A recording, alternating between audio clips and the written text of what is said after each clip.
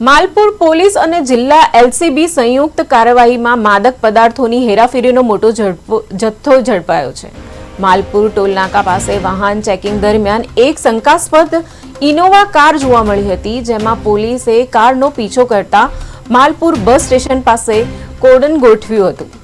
કારમાં રહેલા શખ્સે પોલીસ પર એક રાઉન્ડ ફાયરિંગ કર્યું હતું। જો કે પોલીસે સુરક્ષિત રહ્યા હતા। પોલીસે તાત્કાલિક કાર્યવાહી કરીને ફાયરિંગ કરનાર આરોપીને ધરપકડ કરી લીધી હતી। તેની સાથેનો બીજો આરોપી અંધારાનો લાભ લઈને ફરાર થઈ ગયો હતો। પોલીસે આરોપી પાસેથી ફાયરિંગમાં વપરાયેલી રિવોલ્વર અને એક કારતૂસ જપ્ત કર્યા છે। તો ઇનોવા કારની તપાસ કરતા તેમાંથી 13.12 લાખની કિંમતના 467 કિલો હોશિયાર મળી આવ્યા હતા। કાર સહિતના કુલ 23.12 લાખનો મુદ્દામાલ જપ્ત કરવામાં આવ્યો છે। માલપુર પોલીસે ફરાર થયેલા આરોપીને પકડવા માટે તપાસ શરૂ કરી છે।